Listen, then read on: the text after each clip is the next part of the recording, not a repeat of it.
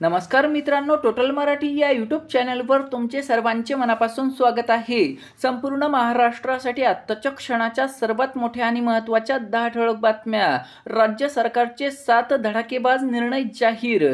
त्यानंतर लाडक्या बहिणींना नवीन वर्षाचं गिफ्ट, अखेर झाला निर्णय। 1 जानेवारी 2025 पासून लागू। काही मिनिटांपूर्वीच्या या बातम्या आहेत। या संदर्भात सविस्तर माहिती या व्हिडिओत जाणून घेऊया। तत्पूर्वी तुम्ही टोटल मराठी या यूट्यूब चॅनलवर नवीन असाल तर खाली दिलेल्या लाल रंगाच्या सबस्क्राइब बटनावर क्लिक करा आणि समोरील बेल आयकॉन क्लिक करा, जेणेकरून अशाच प्रकारचे नवनवीन आणि माहितीपूर्ण व्हिडिओ तुमच्यापर्यंत सर्वात आधी पोहोचतील। तर चला, काय बातम्या आहेत सविस्तर जाणून घेऊया। तर मित्रांनो, संपूर्ण महाराष्ट्रासाठी काही मिनिटांपूर्वीच्या या बातम्या आलेल्या आहेत। राज्य सरकारने अत्यंत महत्त्वाचे आणि मोठे निर्णय जाहीर केले आहेत आणि हे सर्व निर्णय 1 जानेवारी 2025 पासून संपूर्ण राज्यामध्ये लागू होणार आहेत। लाडक्या बहिणींसाठी, सरकारी कर्मचाऱ्यांसाठी, शेतकऱ्यांसाठी तसेच सर्वसामान्यांसाठी अत्यंत महत्त्वाचे आणि मोठे निर्णय हे घेण्यात आले आहेत। सविस्तर बातम्या व्हिडिओत जाणून घेऊया। तत्पूर्वी तुम्हाला हा व्हिडिओ आवडला आणि माहितीपूर्ण वाटला तर निश्चितच या व्हिडिओला लाईक करा, कारण तुमचे लाईक्स अशाच प्रकारचे नवनवीन आणि माहितीपूर्ण व्हिडिओ बनवण्यास आम्हाला प्रोत्साहन देतात। तर बघा, व्हिडिओच्या सुरुवातीलाच लाडक्या बहिणींची चिंता वाढवणारी बातमी।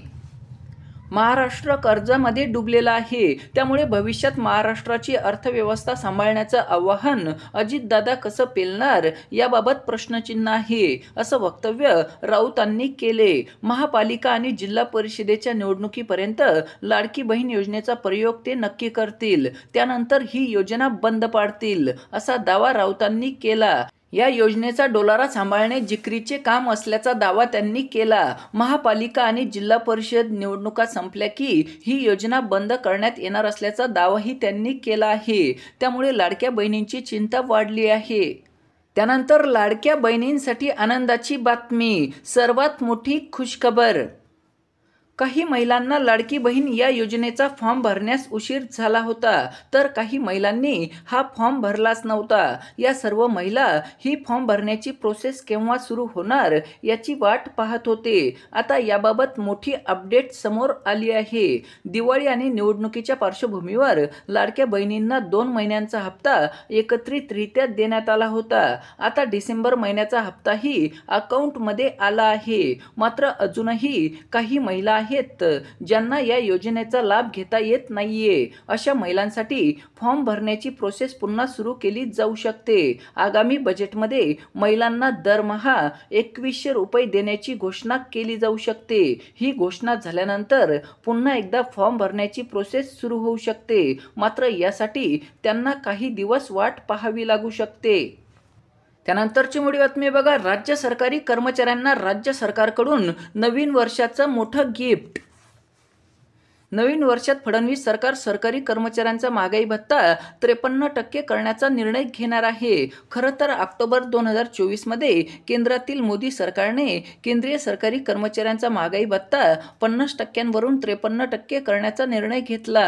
या निर्णयानंतर राज्य कर्मचाऱ्यांचा महागाई भत्ता देखील 53% होणे अपेक्षित होते, पण विधानसभा निवडणुकीच्या आचारसंहितेमुळे आणि निकाल लागल्यानंतर सत्ता स्थापित करण्यासाठी सुरू झालेल्या गोंधळामुळे राज्य कर्मचाऱ्यांचा महागाई भत्ता वाढवण्याबाबतचा प्रस्ताव मागे पडला होता, परंतु आता नवीन वर्षामध्ये पहिल्याच महिन्यामध्ये हा निर्णय घेण्यात येणार आहे। त्यानंतर शेतकऱ्यांसाठी आनंदाची बातमी। नव्या सरकारच्या पहिल्याच हिवाळी अधिवेशनामध्ये शेतकऱ्यांसाठी अत्यंत महत्त्वाचे असे विविध विधेयके आणि निर्णय मंजूर करण्यात आले। त्यापैकी एक सर्वात मोठा निर्णय म्हणजे तुकडेबंदी कायद्यासंदर्भातील निर्णय। तो म्हणजे यापुढे शेतकरी असो किंवा कोणीही त्यांना 1 गुंठा जमीन खरेदी किंवा विक्री करता येणार आहे। याआधी तुकडेबंदी कायद्याअंतर्गत तसे करण्यास राज्य शासनातर्फे बंदी घालण्यात आली होती। त्यानंतर रेशन कार्ड धारकांसाठी मोठी बातमी। नवीन वर्षाच्या सुरुवातीला केंद्र सरकारने रेशन कार्ड धारकांसाठी एक महत्त्वपूर्ण निर्णय घेतला आहे। सरकारने बनावट रेशन कार्डावर कडक कार्यवाही करण्याचा निर्णय घेतला आहे। याचा अर्थ असा की ज्यांच्याकडे बनावट रेशन कार्ड आहे त्यांचे कार्ड रद्द होण्याची शक्यता आहे। त्यानंतर शेतकऱ्यांसाठी आत्ताच्या क्षणाची सर्वात मोठी बातमी। PM किसान योजनेचे आत्तापर्यंत 18 हप्ते शेतकऱ्यांना देण्यात आले आहेत. आता शेतकरी येत्या काही दिवसांमध्ये 19वा हप्ता जाहीर होण्याची वाट पाहत आहेत. मात्र ज्या शेतकऱ्यांचा मोबाईल क्रमांक सक्रिय आहे त्यांनाच 19वा हप्ता मिळणार आहे. जर मोबाईल क्रमांक बंद असेल तर त्या शेतकऱ्यांच्या खात्यावर 2000 रुपये येणार नाहीत. त्यामुळे शेतकऱ्यांना मोबाईल क्रमांक अपडेट करण्याचा सल्ला दिला जात आहे. त्यानंतर लाडक्या बहिणींसाठी आनंदाची बातमी. लाडक्या बहिणींच्या अर्जाची पडताळणी होणार अशा अफवा पसरवल्या जात होत्या. अशी लेखी नोटीस कधीच काढलेली नाही. तक्रारींवर आधारित ही तपासणी राहील. स्थानिक पातळीवरील प्रशासनाकडून फेर तपासणीसाठी काही तक्रारी आल्या तर तात्पुरती मर्यादित तपासणी होईल. लाभार्थी महिलांच्या अर्जाची सरसकट तपासणी होणार नाही अशी माहिती अदिती तटकरे महिला व बालविकास मंत्री यांनी दिली आहे. त्यानंतर लाडक्या बहिणींसाठी आनंदाची बातमी. राज्य सरकारचा मोठा निर्णय. उत्पन्न, शेती क्षेत्र मर्यादा, 4 चाकी वाहन आदी अटी शर्तींची पडताळणी होणार असल्याच्या चर्चांमुळे मुख्यमंत्री लाडकी बहीण योजनेचा हप्ता आपल्याला मिळणार की नाही याची लाभार्थी महिलांत असलेली धाकधूक आता कमी झाली आहे. कारण सरकारने या महिलांना मोठा दिलासा देत त्यांच्या अर्जाची सरसकट तपासणी होणार नसल्याचे जाहीर केले आहे. त्यामुळे आधी हप्ता मिळालेल्या सर्व बहिणींना डिसेंबरचा हप्ता मिळणार आहे. तसेच जानेवारीचा, फेब्रुवारीचा यापुढील सर्व हप्ते मिळणार आहेत. त्यामुळे राज्यातील यापूर्वीच्या 2,34,00,000 आणि नव्याने समावेश केलेल्या जवळपास 12 लाख महिलांना या योजनेचा लाभ मिळणार आहे. त्यामुळे आता लाडक्या बहिणींना कोणतीही चिंता करण्याचं कारण नाही.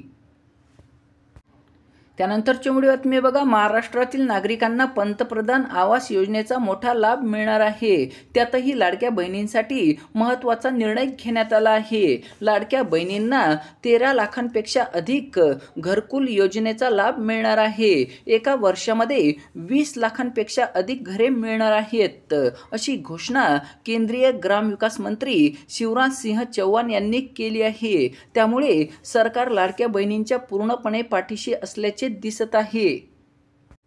त्यानंतर सरकारी कर्मचाऱ्यांसाठी आनंदाची बातमी. 2025च्या अर्थसंकल्पात मोठी घोषणा होणार. 8व्या वेतन आयोगाबाबत सरकारकडून अद्याप कोणतीही अधिकृत घोषणा झालेली नाही. तथापि केंद्रीय अर्थमंत्री निर्मला सीतारामन पुढील वर्षी फेब्रुवारीमध्ये अर्थसंकल्प 2025 दरम्यान 8व्या वेतन आयोगाची घोषणा करू शकतात. नवीन वेतन आयोग लागू झाल्यास सरकारी कर्मचाऱ्यांचा पगार आणि पेन्शनमध्ये मोठी वाढ होऊ शकते. 7व्या वेतन आयोगाच्या शिफारशी 2016 मध्ये लागू झाल्या होत्या, परंतु त्याची स्थापना 2014 मध्ये करण्यात आली. त्याच धर्तीवर 2025 मध्ये जर 8वा वेतन आयोग जाहीर झाला तर त्याची अंमलबजावणी होण्यासाठी 1 ते 2 वर्ष लागू शकतात.